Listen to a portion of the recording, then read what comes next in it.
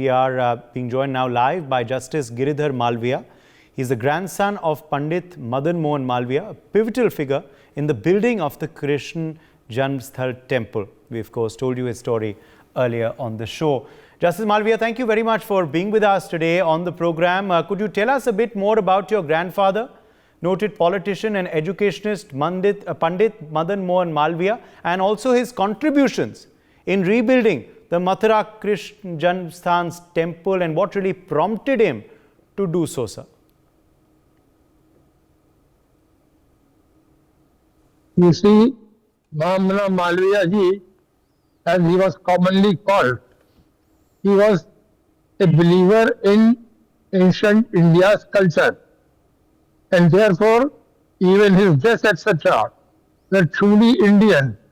He never wore any pant or coat or suit.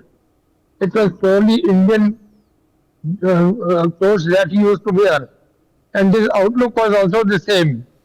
He believed in Hinduism and Hindu culture, and his Hinduism was not in any manner antagonistic to any other religion. Sarva Dharma Sambhav, that is what he used to believe. What was the purpose of acquiring land, Justice Malviya, for rebuilding the Krishna temple? The place was known as the Krishna Janmabhoomi. But where is Krishna Janmabhoomi? Some people thought it is here at A place, some people thought it is at B place. Therefore, to finish that controversy, he acquired a particular piece of land and made it the Krishna Janmabhoomi, so that the temple could come up there. Tell us a bit more then, sir, about the legacy of Pandit Madan Mohan Malviya and the freedom struggle. We would want to know more about that story as well, that we've read often in our school textbooks. He was connected with the freedom struggle right from his childhood. He had gone actually with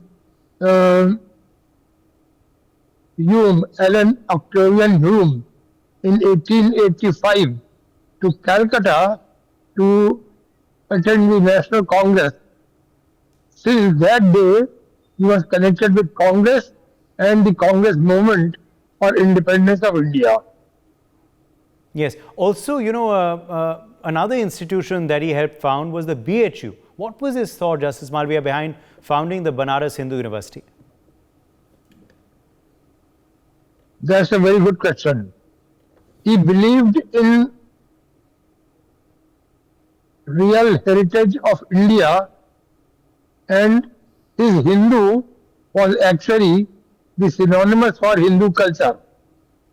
Therefore, he wanted a university where every language, be it Urdu, be it Arabic, be it Hindi, be it Sanskrit, that should be taught, and every technical subject, be it engineering, science, technology, that should be taught.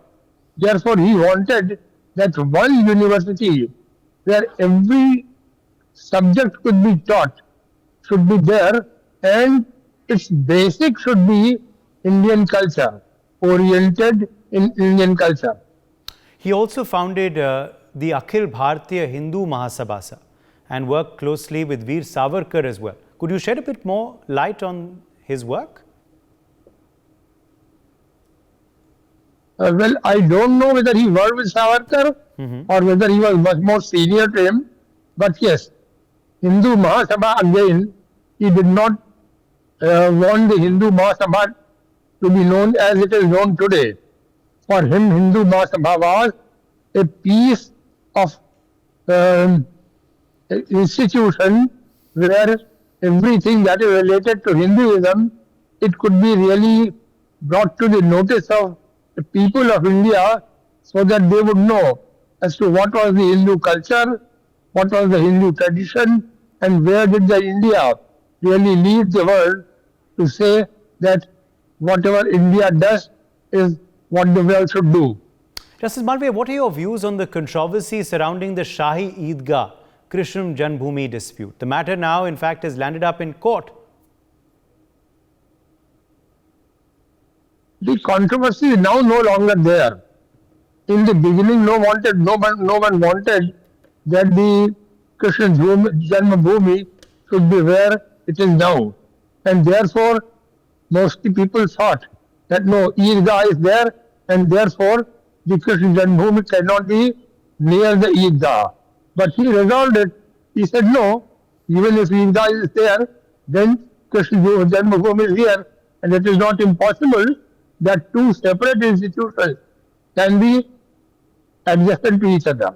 Therefore, he made a specific place as the Krishna Janmabhoomi and made it a trust. Now also, the importance of the Krishna Janmabhoomi really stands out in Hinduism as well, sir.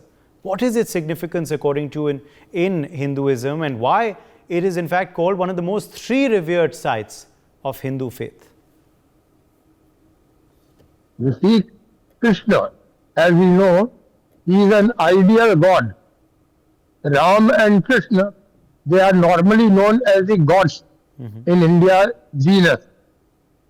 If you call anywhere Sri Krishna, then the people there would know that, well, it is not any Sri Krishna person, but it is Lord Sri Krishna. Therefore, to make a place connected with Lord Sri Krishna, he identified a place and named it Sri Krishna Janmabhoomi. How do you view also the mega celebrations? Now I'd like to ask you, in a build-up to 22nd January, Justice Malviya. The inauguration of the Ayodhya Ram Mandir now is around the corner. How do you view the mega build-up and the celebrations planned as well, sir? Well, it is going to be really very good because Ayodhya Ram Mandir is again a milestone in the history of this country. And since it is going to be now inaugurated there, therefore, all the importance that is given to it is absolutely justified, and it should be that way alone. Now, there are many who are constantly prophesizing a Muslim genocide, though, in India as well. There are many who tell the world that Muslims in India are living under fear, are not safe. Why do you believe this is being said? Who is spreading this narrative, both outside and within the country? Well, I have not heard about this. I don't think that any person, any sober person is against the Muslims in this country. Muslims are as welcome here as any other community. Well, Hinduism naturally is the primary religion, and therefore Hindus have the upper hand. Therefore, if anything that goes contrary to Hindu idealism, that naturally will not be accepted.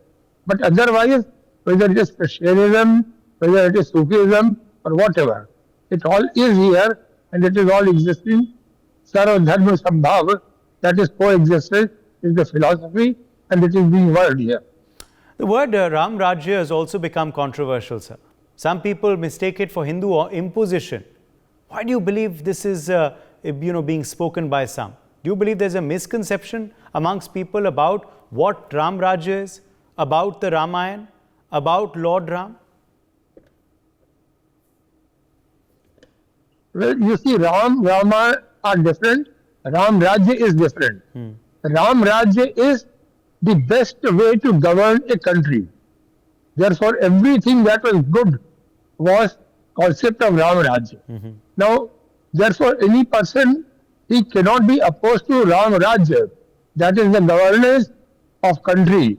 But some people naturally, if they don't believe in idols, they would not accept Ram. And if some people who do not actually very much congenial to the fact that Ram should also be known as a god in India, as is Christ known, then naturally they would not like it that way.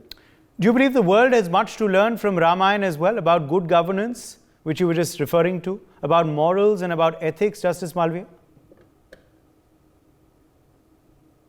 I would think so, absolutely. Because whatever is Ram Rajya, whatever we read, whatever we hear, whatever we learn, it's all something which is absolutely good. There is nothing which in the concept of Ram Rajya which we may say is not really correct. Therefore, it's absolutely true that it should be, the governance should be the way the Ram Rajya was. All right. My final question to you once again is on BHU that we spoke about a short while back. What, according to you, does BHU stand for? Well, Banaras Hindu University, as it is known, the BHU, is again a place where every religious student is permitted to come to study. However, the background is Indian culture. The Banaras Hindu University stands for basically the Indian culture, whatever is the Indian way of life that is being adopted there. People believe in it and they want that everything that is done here should be known as the ideal way of living. Thank you very much, Justice Girdhar Malviya, for joining us on NewsX. Grandson of Pandit Madan Mohan Malviya speaking with us there. For more such videos, subscribe to the NewsX YouTube channel, hit the bell icon.